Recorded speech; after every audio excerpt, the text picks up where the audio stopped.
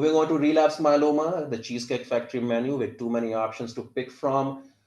Anytime a myeloma patient experiences a relapse, the very first question I usually ask myself and discuss with my patient is that, is it a slow relapse or a fast relapse? Oftentimes, with slow relapse, we can actually make minor changes, tweaks to chemotherapy, and we can recapture control of myeloma. If we think that myeloma is relapsing quickly or it's a high risk myeloma to begin with, we like to change therapy. We like to change all of the drugs in the therapy. We take into consideration what chemotherapies patients have had before, what side effects they still have, what are their own life preferences and choices they want to make. Are they candidates for newer treatments in the form of antibodies and CAR Ts? Which brings me to CAR T versus a bispecific. I labeled as a Sophie's choice because it's not easy to pick nowadays for between the two options.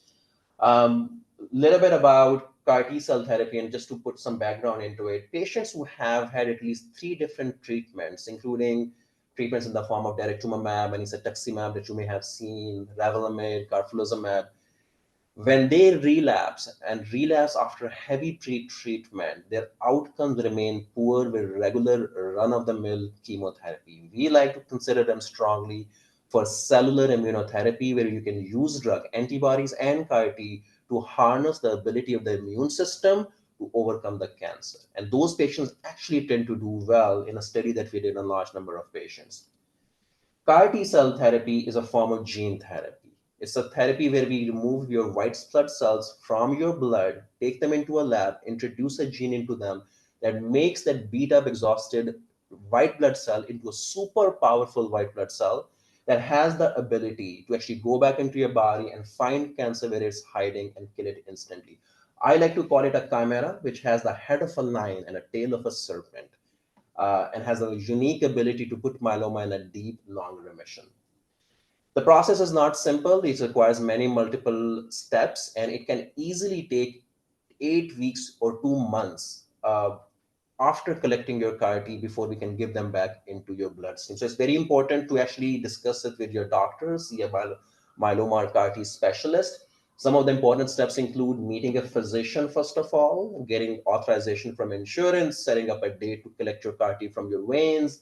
Manufacturing can take anywhere from 4 to 6 weeks. After that, we give some gentle chemo to depress the ability of your immune system from injecting the CAR Ts, and then we infuse the CAR T after that. So it's easily a 2 month period before you can have them back into your body. And early referral and discussion is key. This is a trial that looked at about 130 patients with relapsed myeloma. And these patients had a single one-time infusion of a CAR T by the name ide-cel or Abicma. Just to give you a little bit of background, these patients were heavily pre-treated, 6, 7 different treatments given to them before. If you pick any regular run-of-the-mill chemotherapy that is commercially available, on average, 25% of them will have a response. On average, 5% will have a complete response. That response usually lasts for 3 months, and patients who come to the disease in 6 months. We took those patients who were in need of treatment, and effective treatment, and give them a single one-time infusion.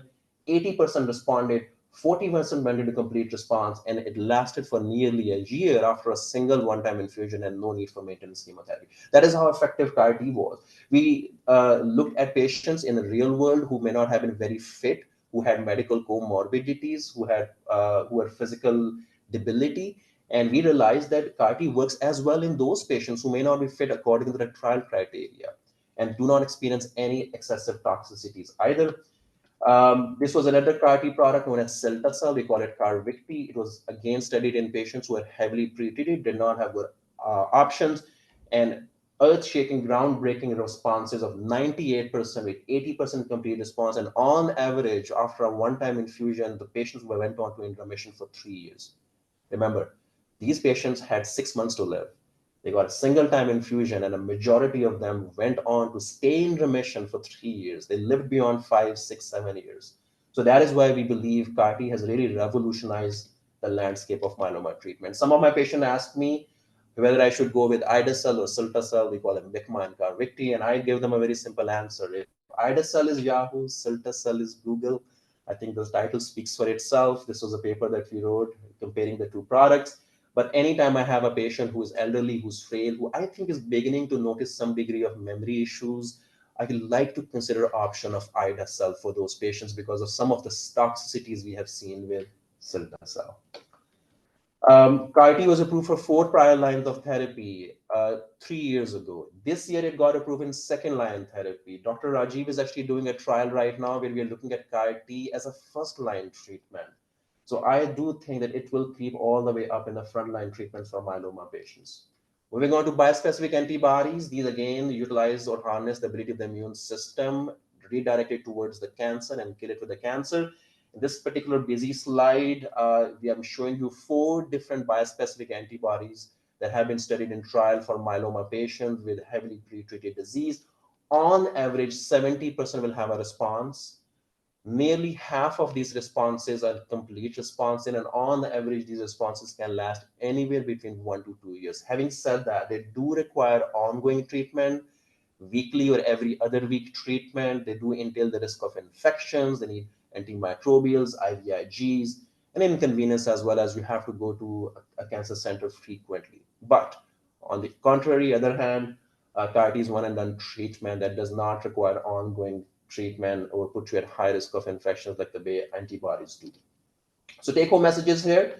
Multiple myeloma is the most sensitive at a time of diagnosis towards chemotherapy. Treat it aggressively, treat it early. Your first response is your best response when it comes to myeloma. Your first response should be a complete response. That can be very well achieved with 4-drug combination, followed by a transplant if you're eligible for it. As of now, the maintenance is lifelong. I am very hopeful in the next coming few years, we will be stopping maintenance in some of our patients who have achieved a very deep level of remission. Very important to identify some of the complications of myeloma, including bone pain, infection, need for vaccines. Discuss with your physicians. Keep yourself up to date with all the new developments with COVID. Let me go back to the story that I started with. Just to give you a quick refresher, this is a 65-year-old school teacher with relapsed myeloma, 90% myeloma in her bone marrow, very fatigued, very tired. PET-CT scan is showing the skeleton is riddled with lesions. She came in to see me for a CAR-T referral for a consultation. I discussed, and she said she has a grandbaby on the way. That was her motivation behind going towards the treatment. So she did actually go towards CAR-T. She actually ended up becoming the very first CAR-T, commercial CAR-T patient in South Carolina. She did not have a uncomplicated course. She had high-grade fevers, very low blood counts, bloodstream infection. I had to give her a stem cell boost from a previously stored stem cells. She recovered her cell counts. She actually went into a complete remission with a day 30 scan looking clean as compared to the previous scan. I'm usually the physician who works on Christmas. I see a lot of my patients at that time, and I remember after a long day working on December 25th, I came back to my office, opened my mailbox, and this is what I found waiting there for me.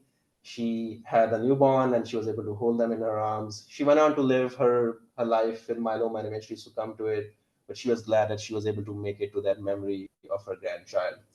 This is a group of phenomenal myeloma physicians that I work with. Dr. Rajiv is one of them. We see patients all over New York. I have also worked with some transplant and cell therapy doctors who are part of the group.